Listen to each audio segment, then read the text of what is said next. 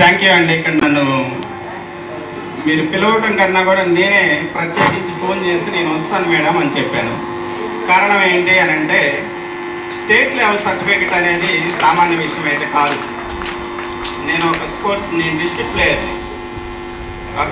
ఒక పిల్లవాడు ఒక ఎలిమెంటరీ స్కూల్ నుంచి జోనల్ ఒక మండల స్థాయికి వెళ్ళి, మండలం నుంచి జోన్కి వెళ్ళి, జోన్ నుంచి డిస్టిక్కి వెళ్ళి, డిస్టిక్ నుంచి స్టేట్కి వెళ్ళటం అని ఎవరెస్ట్ శిఖరం ఎక్కినంత నాకు తెలిసి, నేను గేమ్ ఆడాను కాబట్టి దీంట్లో ఎంత శ్రమ ఉంటుందో నాకు తెలుసు.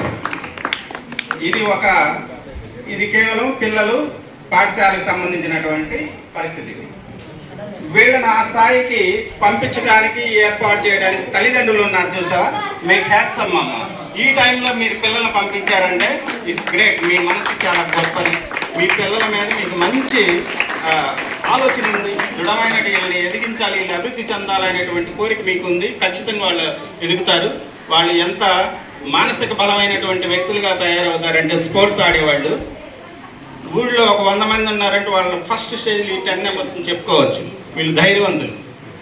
నాకు ఆడపిల్లలను చూసిన తర్వాత, ఆ స్టేట్ లెవెల్ సర్టిఫికేట్ చూసిన తర్వాత, ఆ పేపర్ స్టేట్మెంట్ చూసిన తర్వాత వీళ్ళని అప్రిషియేట్ చేయాలని చెప్పి నాకు అడిగి మేడం గారికి ఫోన్ చేసేలా కంగ్రాట్స్ చెప్పాను.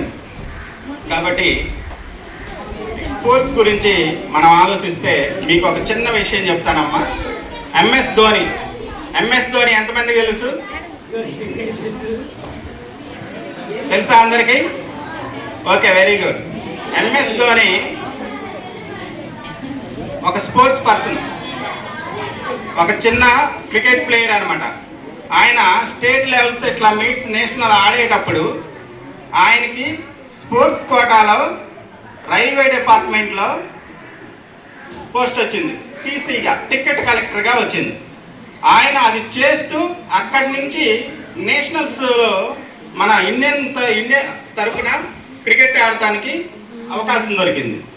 ఇంకా ఆయన అక్కడి నుంచి అది వదిలిపెట్టి ఇక్కడ నేషనల్గా, అంటే ఇక్కడ ఏంటి అని అంటే స్పోర్ట్స్ సర్టిఫికెట్ కానీ మనకు ఉంటే, స్టేట్ కానీ నేషనల్ కానీ ఉంటే 2% స్పోర్ట్స్ కోటాలో మనకు ఉద్యోగాలు వస్తాయి. 2% ప్రత్యేకించి మీరు పక్కన కూర్చోబెట్టి ఉంటారు. ఇప్పుడు మేము కానీ మేడం కానీ వీళ్ళందరూ ఉన్నారనుకో, మన టీచర్స్ అందరం మేమందరమే ఏదన్నా ఉద్యోగానికి వెళ్ళాలంటే మాకు ఒకటే బాట. మా బాట అంతా కూడా రైలు పట్టా కానీ ఒకటి ఉంది కదా, ఒక ట్రాక్ మీద నడవాలి.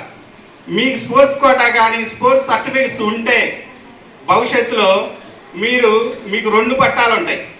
ఒకటి స్పోర్ట్స్ పట్టా, రెండోది మీరు చదువుకున్న విద్య.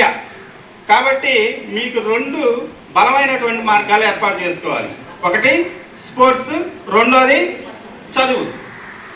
ఒక చప్పట్లు కొట్టాలంటే 2 చేతులు ఎంత బలంగా కొట్టాలో అదేవిధంగా చదువు ఉండాల్సిందే, స్పోర్ట్స్ ఉండాల్సిందే. చదువు కొంచెం వీక్ అయినా ఈ స్పోర్ట్స్